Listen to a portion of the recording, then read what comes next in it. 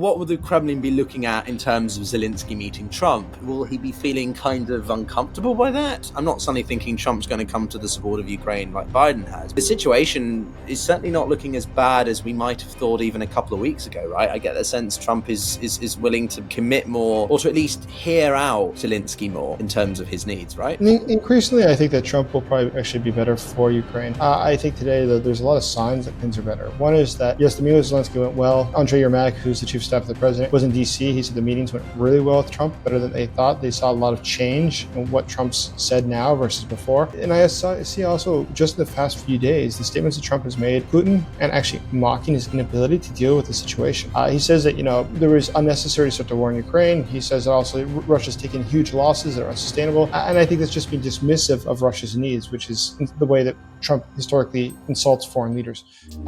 This is The Global Gambit. How you going, everyone? So this is, it's going to be about Syria, let's be honest, but we are now in the aftermath of one of the most historical developments in the Middle East in a year of unprecedented developments. And yes, I know that word is becoming obnoxiously overused, but I struggle to find a better one at the moment. So now what we begin to do is dissect and make sense of the events over the past 12 days. And that includes specific countries. If you want to find on screen now and in the description below, a deeper dive I made on the implications it has, the winners and losers, basically, of the events in Syria. And one of those countries is, of course, Russia. Russia is the overarching, shall we say, quote unquote, great power. But as some, including myself, see it, its ability to project such great power influence is waning. And this includes particularly over its naval and air bases in the western part of Syria, which do look significantly at risk. Indeed, at the time of recording, satellite imagery suggests that Russia is already potentially relocating them to somewhere, I believe it's called Tobruk in Libya. So Russia is making contingency plans, or will it try and use diplomacy to ensure that it can keep these incredibly important strategic assets where they are at the moment, and how this all plays into, of course, Ukraine. With that all in mind, we're going to be talking with Jason J. Smart, who is he's the correspondent at large, I believe, at the Kyiv Post, and someone who I've been delighted to interview before, and I'd like to say a good friend of the show, and we still need a vodka together at some point, Jason. But how are you getting on, and sort of covering all these details at the moment? I totally agree with you. It's definitely one of the most exciting periods in a long time. I mean, in ages, and it does change a lot of the calculations of what's going on globally. So I think that for Russia, it's more than just those two bases. I think that we have to look at it, perhaps what are the origins of why this is a shakeup for Russia? I mean, obviously, the long-term relationship with Syria goes back to the Soviet period. I guess they've had the naval base since about 1972. So that's not something new. But what does it mean? I mean, the loss of the ability to project power in the region or to use the Mediterranean. But it's also, I think, further, it's symptomatic of what's going on with the Putin regime as a whole. So when I say that, what I mean specifically is that in the last couple of weeks, there's been a few different things that have happened, which are pretty exciting. So just in the past week, we'll just use that as an example. Externally, we see that Russia has supported coups in African countries, namely in Mali, as well as in Niger, as well as Burkina Faso. And it's been having problems to maintain that. So those governments that came to power, we've seen Burkina Faso, for instance. Last week, the government there, the dictator there, dismissed the government. We see in the case of Mali, Russian Wagner-like troops have been killed a number of times by local insurgents, as well as we see that Ukrainian intelligence has been there to also assassinate Russian soldiers. But that just shows in Africa. Now, how is Russia going to continue to supply those governments in Africa, or even their soldiers in Africa, if they've lost Syria? And so this is serious. This is something big. But I think it's actually related to the Russian economy, which, as you recall, just a couple weeks ago, lost about 10% of its value of the ruble in the course of just a day. It seems to be coming back, but fundamentally, it's flawed. There's serious problems within the Russian economy. The 28% inflation rate, we see the key interest rate's 21%. It's going to go up to at least 25% in the near term. Russia has significant internal economic forces working against it. And the secondary effects of that, I think, is that we see that Russia's partners are suffering. And you remember when the Soviet Union collapsed, one of the first signs that it was headed for collapse was that its partners were not able to be sponsored or supported by Moscow as they'd hoped. And so the Eastern European socialist states specifically started to have huge deficits and eventually collapsed. And today we see in the case of Cuba, Russia's not able to help Cuba nearly enough. And it's just had its third total blackout in the course of 2 years. It looks like the total power grid is going to collapse in Cuba eventually. We see in Nicaragua, the dictator there has been there for decades at this point, is just expelled even more people just a few days ago. It's a sign that there's something going on internally, some stability problems. We see in the case of Venezuela, there's also been problems there. And we see that Russia has really failed just in the past few weeks in Europe. We saw that they tried to influence the elections in Moldova, where they failed just barely. The pro-European candidate and the pro-EU referendum passed. In the case of Romania, the Russians were very successful getting their candidate to the second round, but now those elections have been nullified. In the case of Georgia, protests against the pro-Russian government there continue. So globally, it looks like a pretty bad picture for Russia. And I think that what happened in Syria is a symptom of a much larger, perhaps systemic failure of Russia's foreign policy. I agree. I think Russia is certainly floundering, and people who like to say that sort of, well, so is Ukraine. But the point is that we wouldn't expect it of Russia, this purportedly great power. And I think it also illustrates that Russia just doesn't have the capacity of the US or China to really, you can include them in that great power club because they've got the nuclear weapons. But nuclear weapons are a very context-specific thing. And we've seen in the developments over the Oreshnik missile, we had an interview with Dmitry Operovich, people can find the description as well, about that. And sort of that's not enough to compensate, right?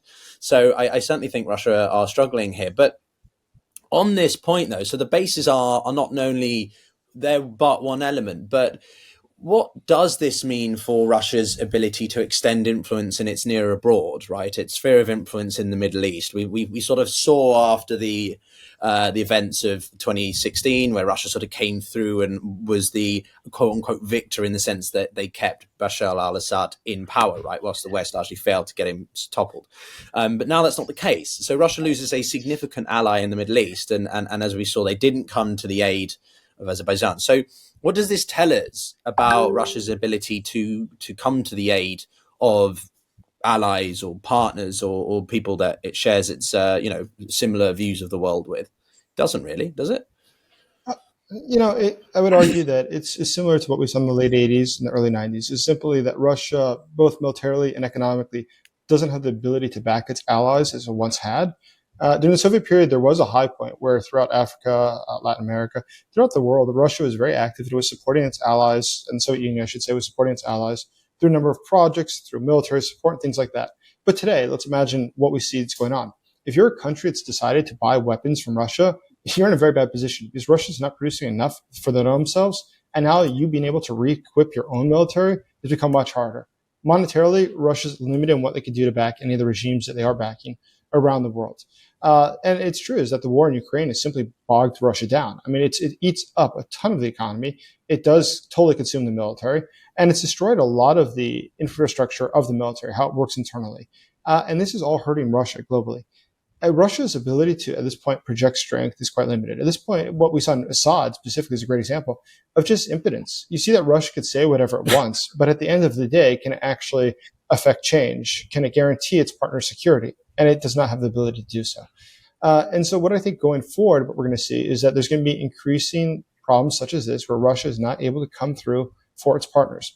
And at some point, that could have a cascading effect, where one systemic failure creates a larger reflection throughout the other things that depend on it that also fail. So other partners, and for instance, what is happening now in Africa, now that there's no longer a Syrian base, well, how do they supply their troops there? How do they get them in and out of there? It just became a lot more complicated. So all of a sudden, African operations might be put into risk or jeopardized. So Russia's ability to continue operating as a global power is becoming significantly limited.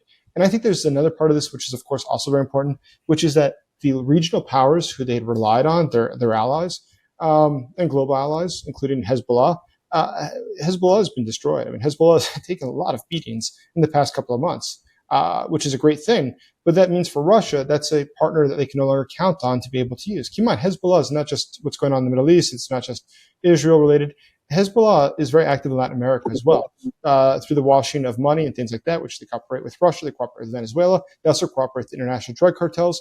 All these things are interrelated. So what is going on now, I think, is sort of fascinating. I think that the decline of oil prices, which is anticipated in the near term, even though OPEC Plus is not going to push for oil prices to go down, the U.S. certainly is. And so when that happens, I think that's also going to affect Russia and affect its allies, such as Iran. So I think it's a very exciting period of time. But what do you see? Well, I mean, for me, I certainly think I want to ask you a bit about the Assad-Putin relationship next. But Africa, I've been there, lived there, and that's my sort of area that I'm very interested in. How Russia tries to extend its influence as well. It doesn't. I think it's a classic example of that. Russia has to play its comparative advantage, right? It doesn't have the overarching influence or reach of the United States, and it doesn't have the economic prowess of the Chinese. So the Russians have been quite calculating in how they try to install certain military outposts or win favor with countries through, well, attempting to provide military support. I mean, I think, you mentioned the African state, let's be specific, right? The Sahel and Mali, the use of the Wagner group to try and deal with the Islamic jihadis down in Mali has been largely a failure in the past few months. It's been some of the camera footage and stuff we've seen coming out of that is disastrous for the Wagner group, let alone the fact that Prigozhin, kicked the bucket last year. So I think a lot of the perception around Putin is not great, or Russia's foreign policy is not great. But I think, this makes me wonder then, sort of to put the question back to you, do we see this as sort of Russia as largely a country that never has had this purported great power status, and it's more a regional power with the ability to sort of facade this great power because of the nuclear weapon size? A lot of it is facade. I mean, Russia did have greater influence at one point in history than it does today. And it's in decline. And I think that actually what's going on in Ukraine has contributed greatly to that. The fact is, remember, Vladimir Putin really did believe this would take about, a week, 10 days to install a puppet government in Ukraine. Now, had he been successful in doing so, I think that he would have been able to maintain a lot of global influence. It perhaps would have even, I know would have increased greatly because that would have shown that Russia really has the ability to do remarkable things. But now passing over 1,000 days, over 700,000 casualties, it's not looking very good. And it does not show that you can project strength. It doesn't show that your country is able to really fight a war against any NATO countries if necessary, because if you cannot even fight a war against Ukraine, which simply receives assistance but no NATO soldiers, how would you possibly hope to fight a war against NATO collectively? And so the countries that are aligned now with Russia must see this as also a threat to them, because now it's been proven. That's why you never want to, you don't pull a gun unless you're willing to use it. In this case, you don't threaten the West unless you're willing to do it. And at this point, Russia cannot really do so. It talks a lot about being able to do so. I mean, propaganda on its TV talks about nuking Washington all the time, but we know that's not realistic. I mean, I have no anticipation of that ever happening. It's just totally foolish for a number of reasons. But further, I think for Russia, it shows that there's cracks within the system. The Putin regime is only able to stay in power for as long as it's able to maintain stability within the country. But with the outside economic problems that the country is facing, plus the oil prices, which remember are about 40, 50% of the national budget, with these issues, there's a lot going on. I mean, keep in mind, oil prices need to be about $72 per barrel in order to balance the Russian budget. They're projected to go down perhaps as low as $50 per barrel. With that, the ruble would have to be devalued from its current value of about 100 to probably about 135 to 155 to the dollar. That's in addition to the 28% inflation rate. So tell me how Russia is able to really try to create something as a global economic movement, not just military, global economic. In the BRICS, they talk about BRICS common currency. China has said they're not going to join that. So without China, which country there is going to lead that forward? And just as a whole, the Russian economy is a mess. It sees that its international partnerships are a mess. And overall, I see really not a lot of opportunities for Putin up ahead. It seems that he's going to be hitting a lot more difficulties. But that's why I think that he's turned to this new sort of global war that Russia's trying to fight now, which I've argued is World War IV, because World War III having been the Cold War, which Russia lost. World War IV is the sabotage we see in Europe, the assassinations in Europe. We see the cooperation with terrorist organizations, the cooperation with other sanctioned entities and countries, part of a global war against the West because it knows it cannot fight it militarily.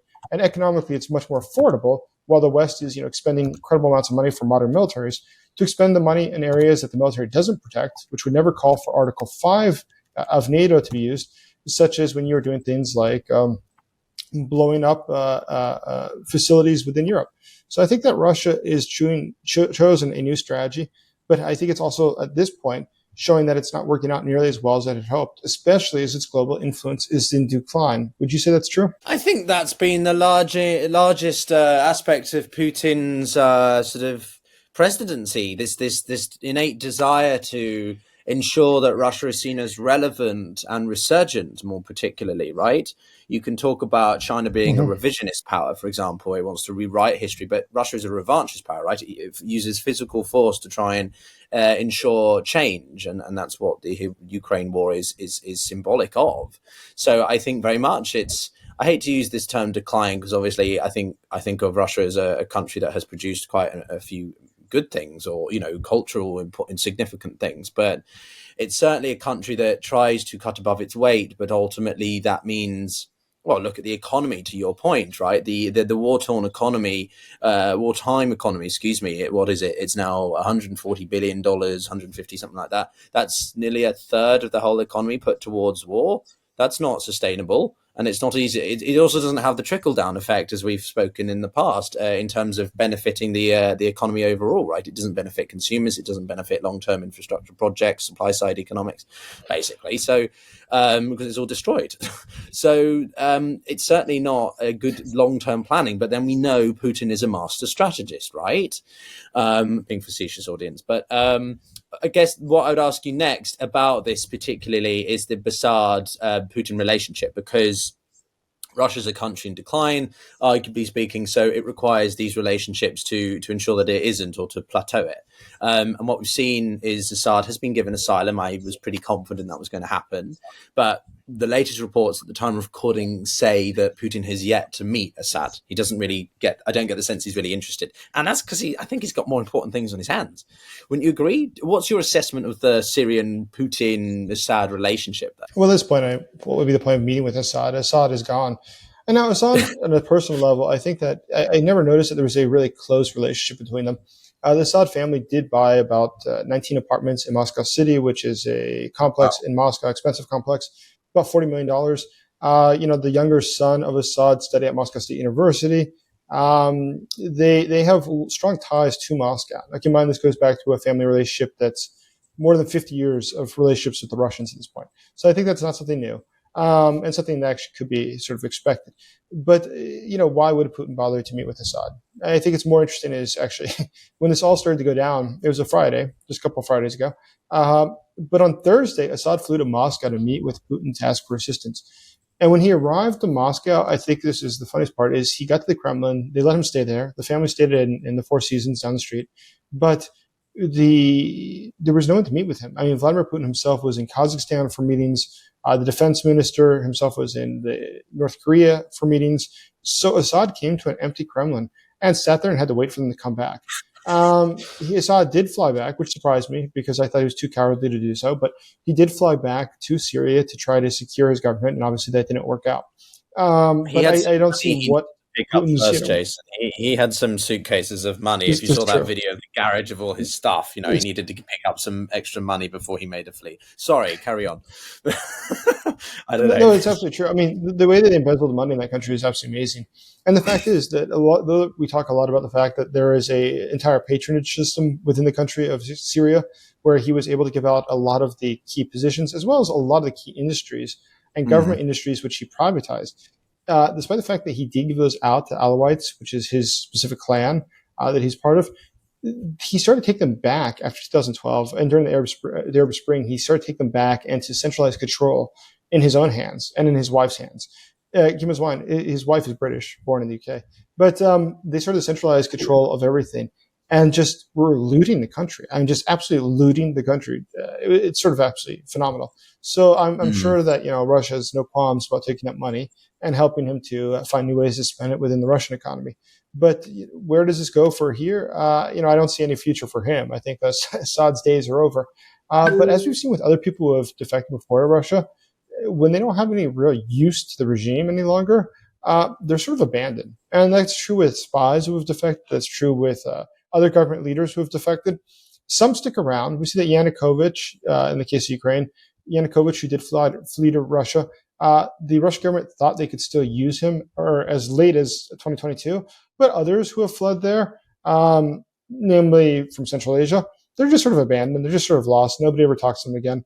Nobody needs him anymore. And I think Assad will probably end up going the same way. Well, I mean, I'm so glad you raised this yesterday because it reminded me as we developed, or we got a sense of the developing story that Assad was seeking or had sought asylum and been given asylum with his family in Moscow. It reminded me of a quote that he said in 2014 when Yanukovych fled Ukraine, and he said, "I'm not going anywhere."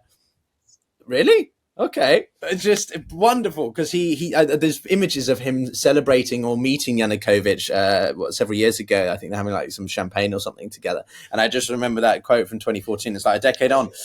Oh, okay, that's aged well. Like a fine milk, I think is also one of my favorite expressions now. So, yeah, that's interesting. But I do. You mentioned that group in the West, and as we begin to sort of pivot towards the emphasis this all has for Ukraine, obviously, is that one of the theories that I read on an Atlantic Council analysis was that if Russia can play its cards right in terms of trying to appease some of the minority groups in the West, which have obviously they hold the bases, then Russia may be able to sustain that presence. But given that Russia's also been bombing these groups, that might not be very easy for Russia to do.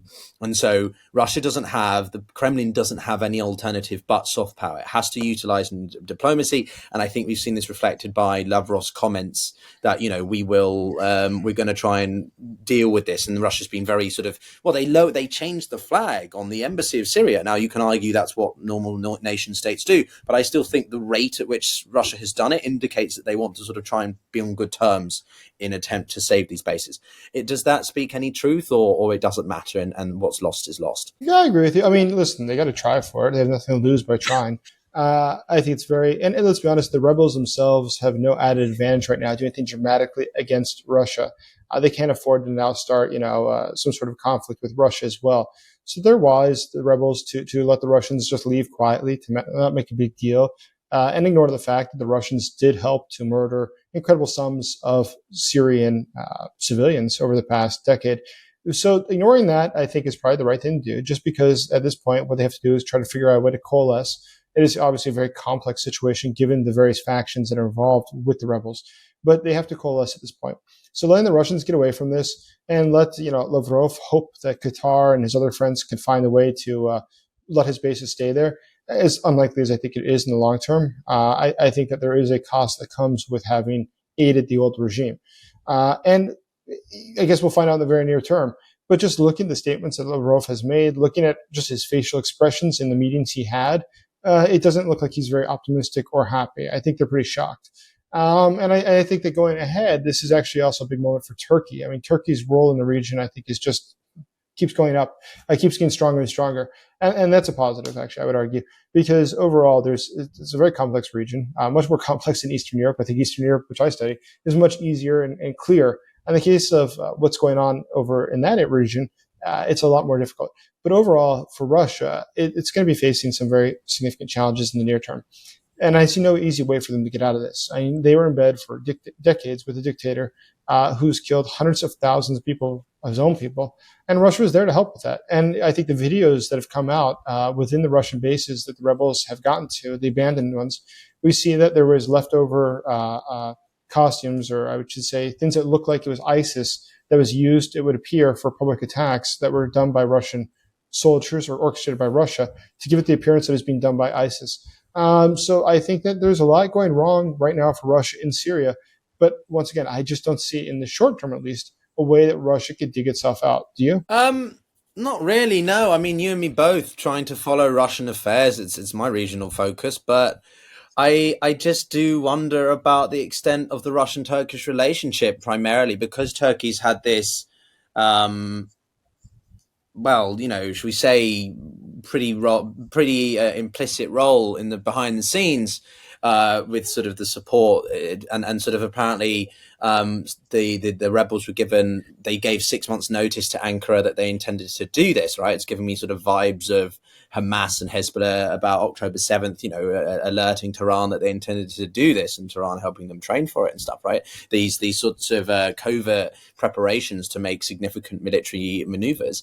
But I mean, I would say the relationship with Turkey and Russia is probably important here. Turkey's going to come out of this as the main beneficiary. Russia is one of the bigger losers, not as much as Iran, I think.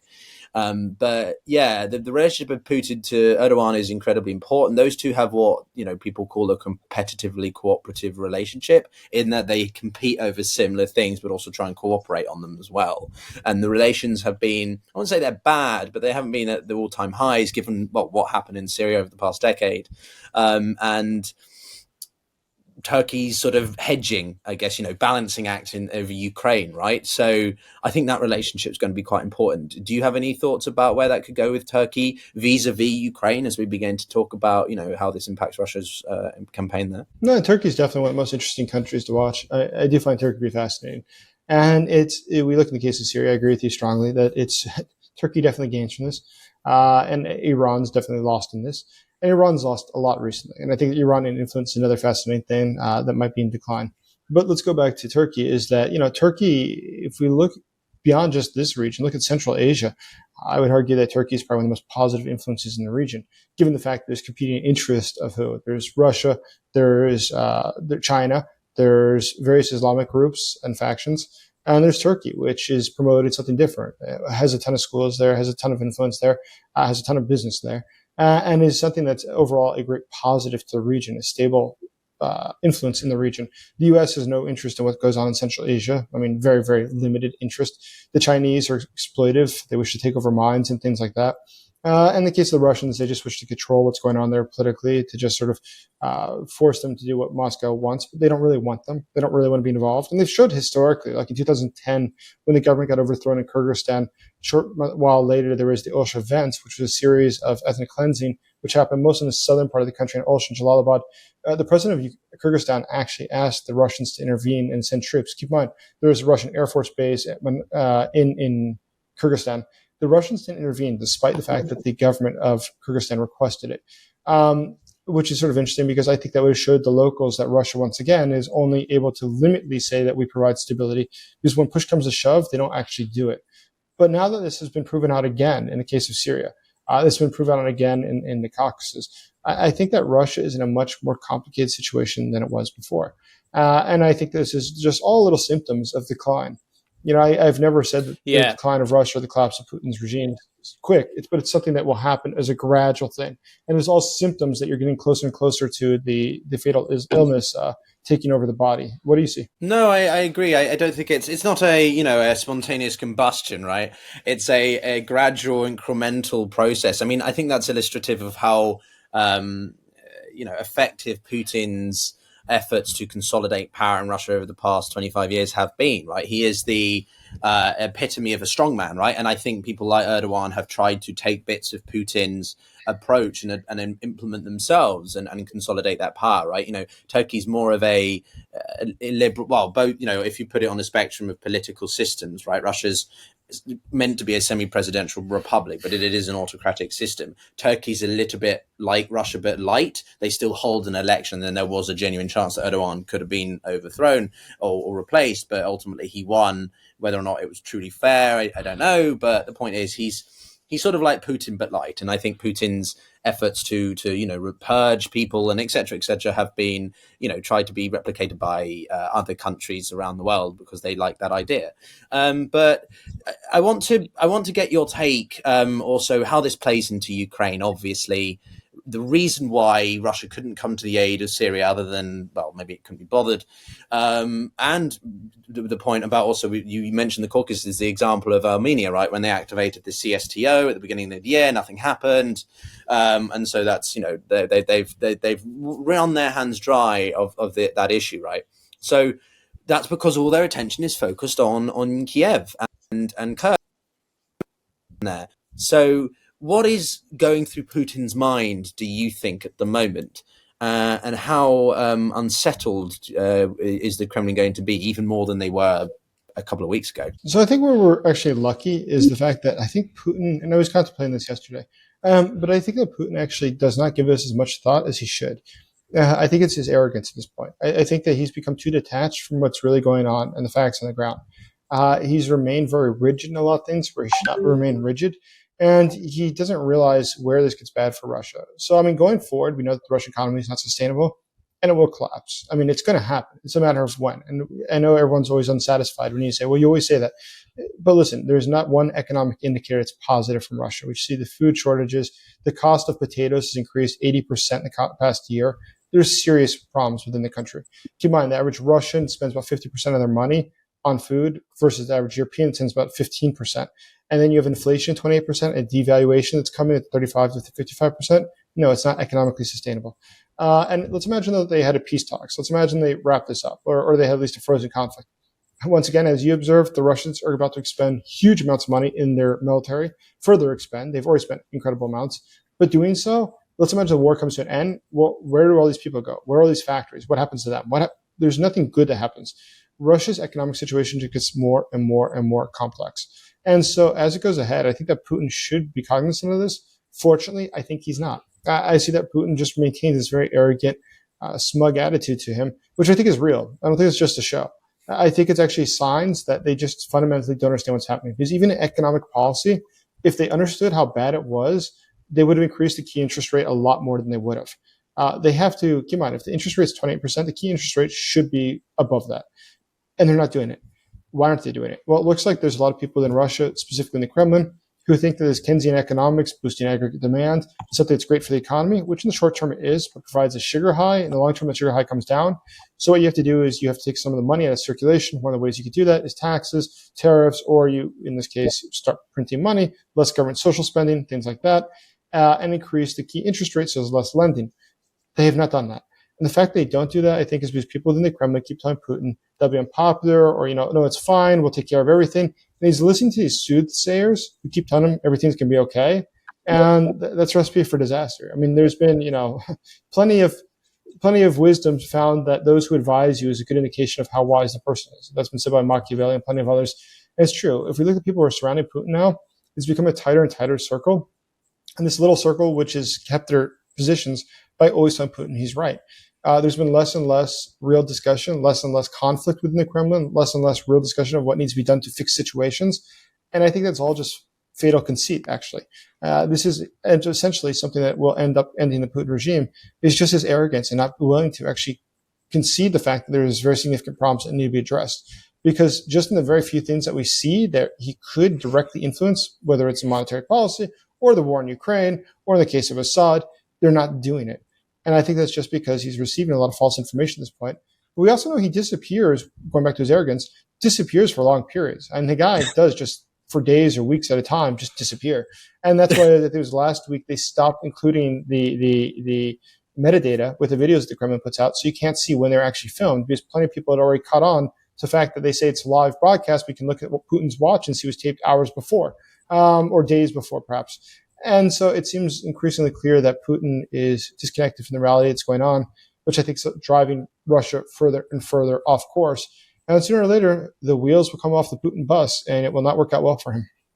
The Putin bus, I'm going to write that down and remember it. But to quote something that Trump said, maybe Putin has a concept of a plan.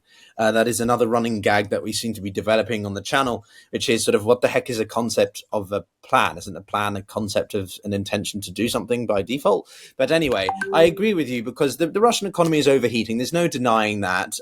When we say these things, we're not denying the challenges and situation for the Ukrainians either. But, to deny that Russia is on the back foot in many ways is equally naive and ignorant, I think. I think Putin has hubris as much as arrogance. It's this just generally, he does disappear. I think that the governor of the central bank is Elvira Ljubljana, if I say her name correctly. Like, she's done quite impressively, like, objectively speaking, it's been quite impressive, the maneuvers she's tried to make, but it's been the Kremlin interfering like that. So I definitely think they're going to run out of the ability to really try to do the best with a bad hand, so to speak. But, very simply, we've seen images of Zelensky in Paris with Trump and Macron very hard trying to improve his international image, given what dumpster fire is happening in France at the moment. So what should we take away from that? Just to sort of what will the Kremlin be looking at in terms of Zelensky meeting Trump? Will he be feeling kind of uncomfortable by that? I'm not suddenly thinking Trump's going to come to the support of Ukraine like Biden has, but the situation is certainly not looking as bad as we might have thought even a couple of weeks ago, right? I get the sense Trump is willing to commit more, or to at least hear out Zelensky more in terms of his needs, right? Or you disagree?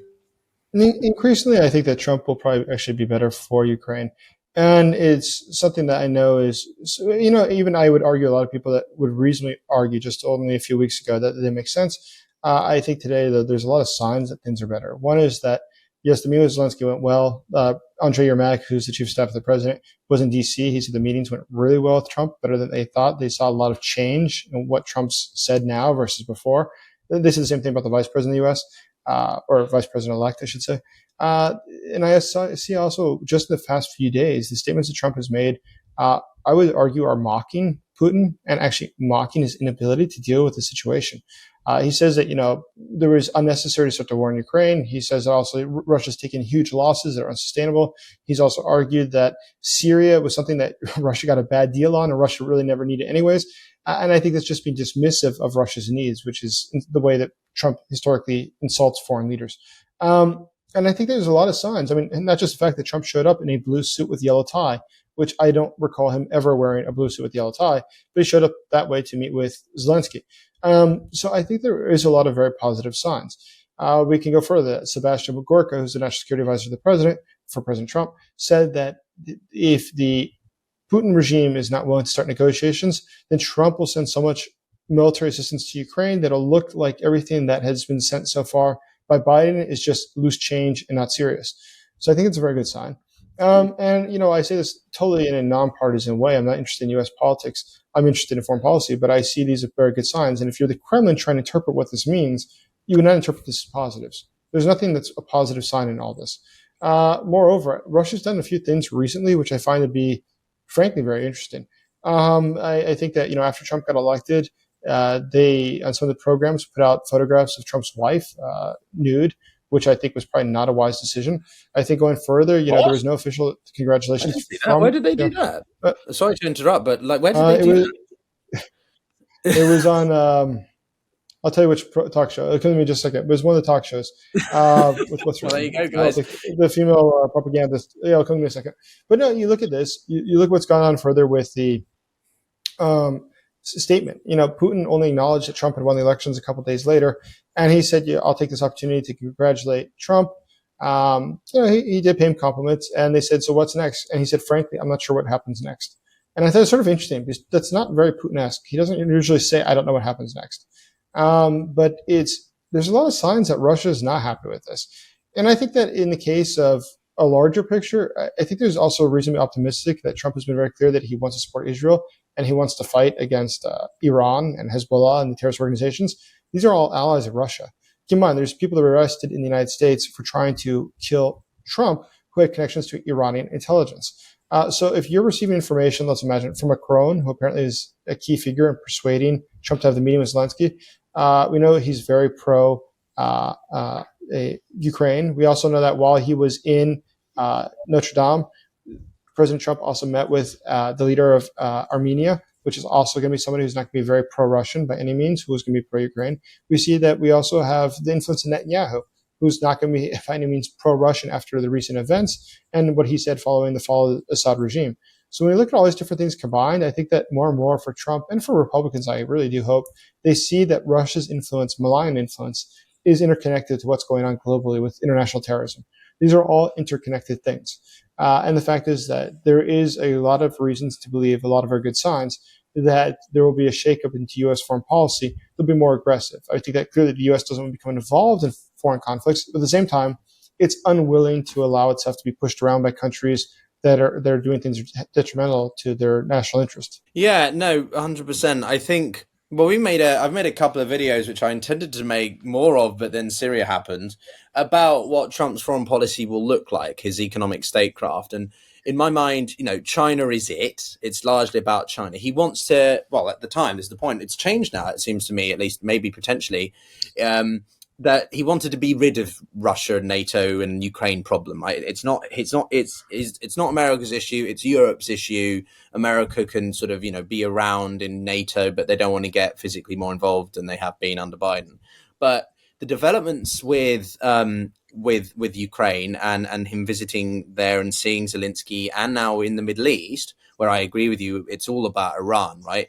Trump wants to, I think, leverage Israel as its main, initiator to sort of carry out a lot of the grunt work against Iran.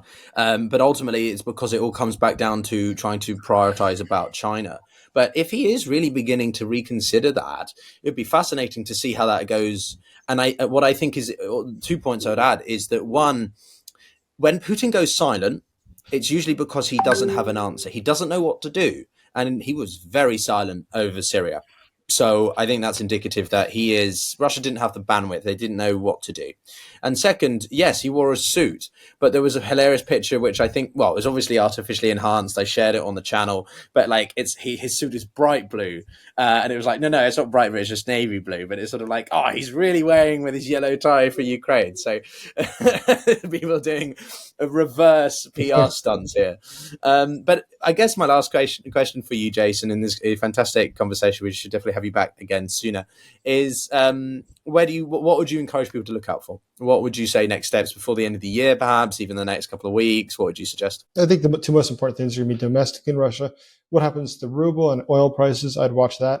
Externally, I think look for symptoms of what's happening with the regimes that are friendly with Russia or the sanctioned actors like terrorist organizations. What happens to them? Because if you see that they're starting to collapse or they can no longer support themselves and that Moscow is unable to send support and is rather silent, it's probably a good indication that the Putin regime as a whole is getting near to the brink. Wow. Succinct, but impactful. Everyone, thank you very much for joining us. This has been a conversation with Jason Smart, correspondent at large at Kyiv Post and a good friend of the channel.